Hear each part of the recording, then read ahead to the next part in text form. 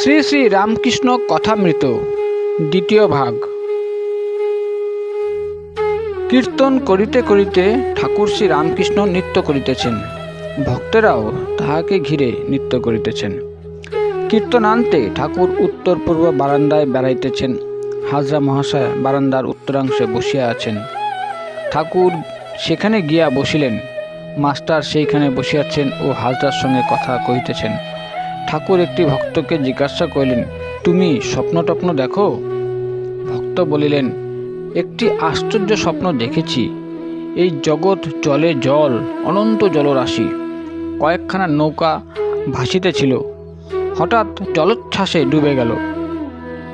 আমি আর কয়েকটি লোক জাহাজে উঠেছি।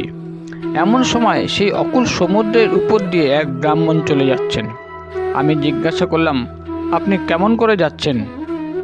ব্রাহ্মণটি একটু হেসে বললেন, এখানে কোনো কষ্ট নাই, জলের নিচে বরাবর সাঁকো আছে। জিজ্ঞাসা করলাম, আপনি কোথায় যাচ্ছেন? তিনি বললেন, ভবানীপুর যাচ্ছি। আমি বললাম, একটু দাঁড়ান, আমিও আপনার সঙ্গে যাব। ঠাকুর শ্রী রামকৃষ্ণ বললেন, আমার এই কথা শুনে রোমাঞ্চ হচ্ছে। ভক্ত বলেন, ব্রাহ্মণটি বললেন, আমার এখন তাড়াতাড়ি, তোমার নামতে দেরি, এখন আমি আসি। এই পথ দেখে রাখো, তুমি তারপর এসো। ঠাকুর শ্রী রামকৃষ্ণ বলেন, আমার রোমাঞ্চ হচ্ছে, তুমি শীঘ্র মন্ত্র লও। রাত 11টা হইয়াছে। নরেন্দ্রাদি ভক্তগণ ঠাকুরের ঘরের মেঝেতে বিছানা করিয়া শয়ন করিলেন। নিদ্রাভঙ্গের পর ভক্তেরা কেউ কেউ দেখিতেছেন যে প্রভাত হইয়াছে। শ্রীরামকৃষ্ণ বালকের ন্যায় দিগম্বর ঠাকুরদের নাম করিতে করিতে ঘুরে বেড়াইতেছেন। কখনো গঙ্গা দর্শন, কখনো ঠাকুরের ছবির কাছে গিয়া প্রণাম, কখনো বা মধুস্বরে নাম কীর্তন, কখনো বলিতেছেন বেদ, পুরাণ, তন্ত্র, গীতা, গায়ত্রী, ভাগবত, ভক্ত, ভগবান। গীতা উদ্দেশ্য করিয়া অনেকবার বলিতেছেন ত্যাগী ত্যাগী ত্যাগী ত্যাগী।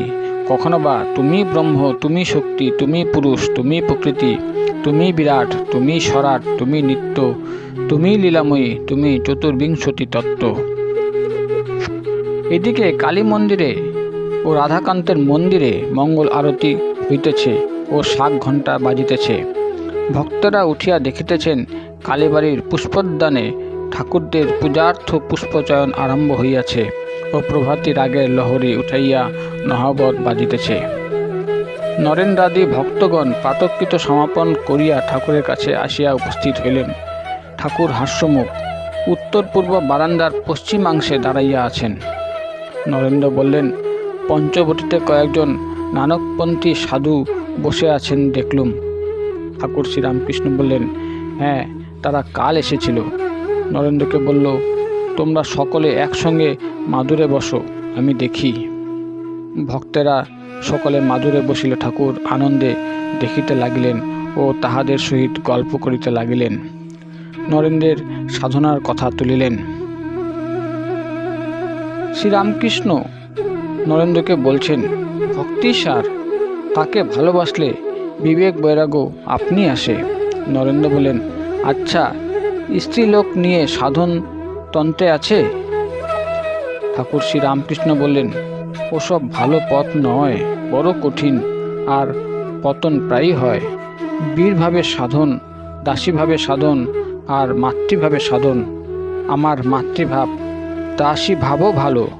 বীরভাবে সাধন বড় কঠিন, সন্তান ভাব বড় শুদ্ধ ভাব। নানকপন্থী সাধুরা ঠাকুরকে অভিবাদন করিয়া বলিলেন, নমো নারায়ণ। ঠাকুর তাহাদের আসন গ্রহণ করিতে বলিলেন। ঠাকুর বলিতেছেন, ঈশ্বরের পক্ষে কিছুই অসম্ভব নয়। তার স্বরূপ কেউ মুখে বলতে পারে না, সকলই সম্ভব। দুজন যোগী ছিল, ঈশ্বরের সাধনা করে। নারদ ঋষি যাচ্ছিলেন। একজন পরিচয় পেয়ে বললেন, তুমি নারায়ণের কাছ থেকে আসছো? তিনি কি করছেন? নারদ বললেন, দেখে এলাম তিনি ছুঁচের ভিতর দিয়ে উট হাতি প্রবেশ করাচ্ছেন, আবার বার করছেন। একজন বলল, তার আর আশ্চর্য কি, তার পক্ষে সবই সম্ভব। কিন্তু অপরটি বলল, তাও কি হতে পারে? তুমি কখনো সেখানে যাও নাই? বেলা প্রায় 9টা। ঠাকুর নিজের ঘরে বসিয়া আছেন। মনমোহন কন্যগড় হইতে সপরিবারে আসিয়াছেন। মনমোহন প্রণাম করিয়া বলিলেন, এদের কলকাতায় নিয়ে যাচ্ছি। ঠাকুর কুশল প্রশ্ন করিয়া বলিলেন, আজ 1 আগস্ট, কলকাতায় যাচ্ছ? কে জানে বাপু, এই বলিয়া একটু হাসিয়া অন্য কথা কহিতে লাগিলেন।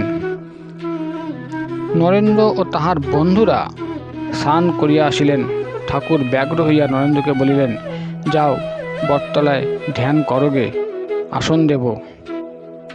নরেন্দ্র ও তার কয়েকটি ব্রাহ্মবন্ধু পঞ্চবটী মূলে ধ্যান করিতেছেন। বেলা প্রায় 10:30। ঠাকুর শ্রীরামকৃষ্ণ কিয়ৎক্ষণ পরে সেইখানে উপস্থিত। মাস্টারও আসিয়াছেন। ঠাকুর কথা কহিতেছেন। শ্রীরামকৃষ্ণ ব্রাহ্মভক্তদের বলছেন, ধ্যান করবার সময় তাতে মগ্ন হতে হয়। উপর উপর ভাসলে কি জলের নিচে রত্ন পাওয়া যায়? এই বলিয়া ঠাকুর মধুস্বরে গান গাহিতে লাগিলেন।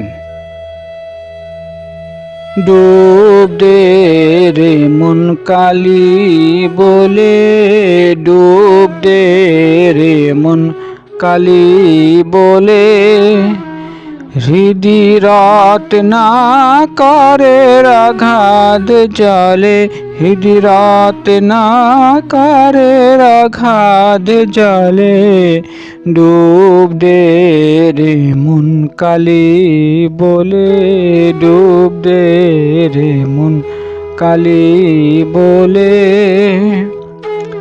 রত্নাকর নয় শূন্য কখন, 2-4 ডুবে ধন না পেলে। রত্নাকর নয় শূন্য কখন, 2-4 ডুবে ধন না পেলে। তুমি দম সমর্থে এক ডুবে যাও, কুল কুণ্ডল নিরকুলে।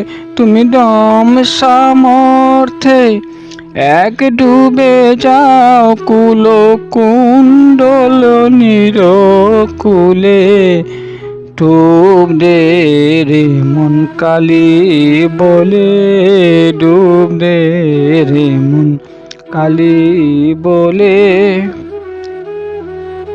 জ্ঞান সমুদ্রের মাঝে রে মন, শান্তি রূপা মুক্তা ফলে।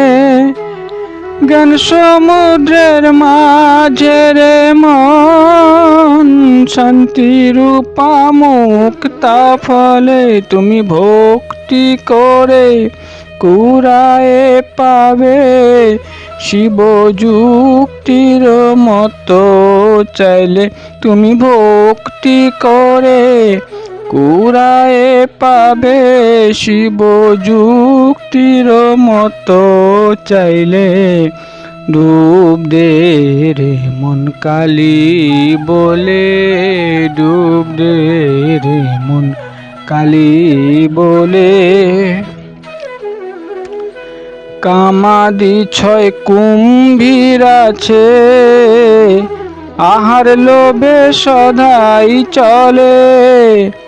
কামাদি 6 কুম্ভীর আছে, আহার লোভে সদাই চলে। তুমি বিবেক হলদি গায়ে মেখে যাও, ছোবে না তার গন্ধ পেলে।